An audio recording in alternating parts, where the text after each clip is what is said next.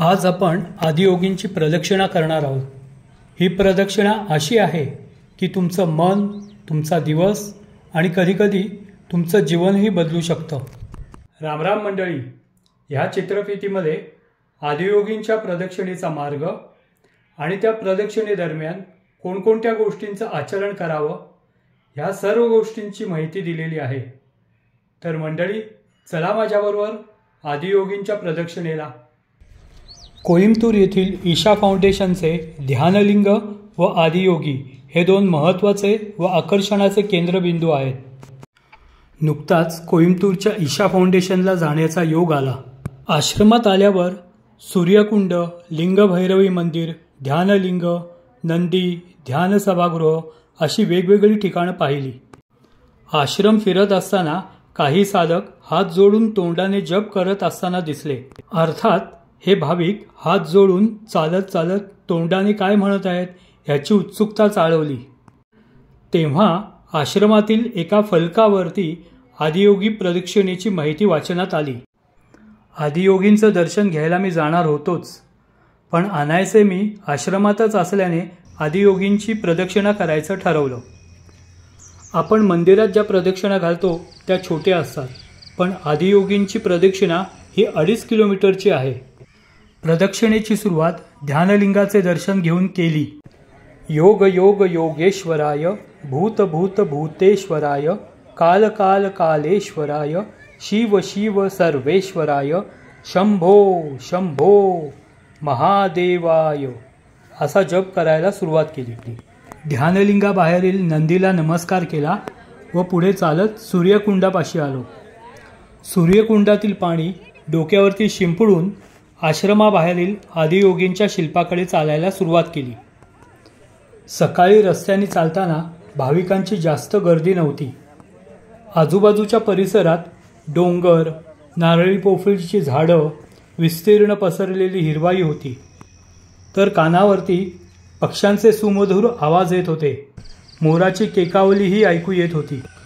रस्त्याच्या दोन्ही बाजूला बुचाची म्हणजेच आकाशनिमची झाडं असल्याने त्याच्या फुलांचा दरवळ आसमंतात पसरला होता। आकाश ढगाळलेलं असल्याने थोड्याच वेळात पावसाची सर आली, त्यामुळे वातावरणातील थंडावा वाढला। अशा या एकांतात मन तेथील निसर्गाशी एकदम एकरूपच होऊन गेलं।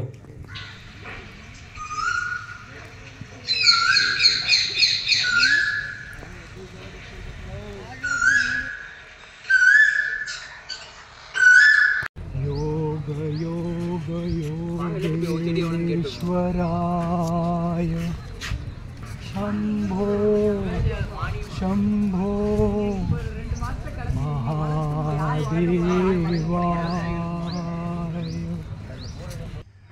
प्रदक्षिणा मार्गावरून चालत असताना हळूहळू आदियोगींचं शिल्प जवळ येऊ लागलं।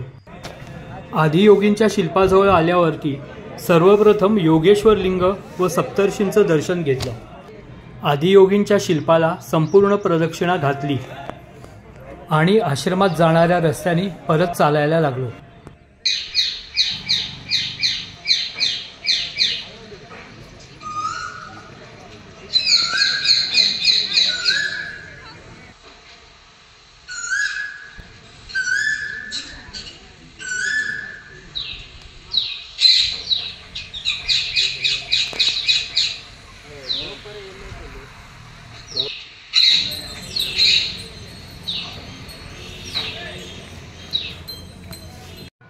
आश्रमात आल्यावर रुद्र, हरा, सदाशिव ह्या त्रयींचं दर्शन घेतलं।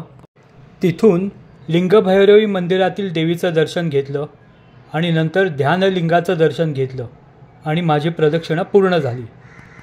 महिलांना जर आदियोगींची प्रदक्षिणा करायची असेल तर त्यांना सूर्यकुंडात जायची आवश्यकता नाही। त्यांनी आश्रमातील ध्यानलिंग व नंदीचं प्रथम दर्शन घ्यायचं, मग आश्रमाबाहेरील आदियोगींच्या शिल्पाला प्रदक्षिणा घालायची। आश्रमात येऊन रुद्र, हरा, सदाशिव या त्रयींचं दर्शन घ्यायचं। लिंगभैरवी मंदिरात जाऊन देवीचं दर्शन घ्यायचं। तिथून त्यांनी चंद्रकुंडात जाऊन त्यांचे केस ओले करायचे आणि ध्यानलिंगाचे दर्शन घ्यायचे, म्हणजे महिलांची प्रदक्षिणा पूर्ण होते। आदियोगींची प्रदक्षिणा करत असताना 4 गोष्टींचं शक्य झाल्यास आचरण करावं.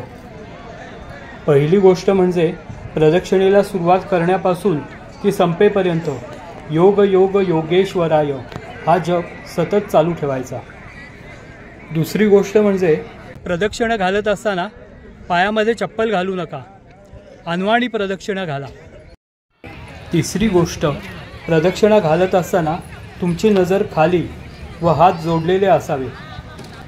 चौथी गोष्ट शक्य झाल्यास पुरुषांनी अंगातील शर्ट काढून प्रदक्षिणा घालावी. आदियोगींवरती बनवलेली चित्रफीत तुम्ही संपूर्ण बघा.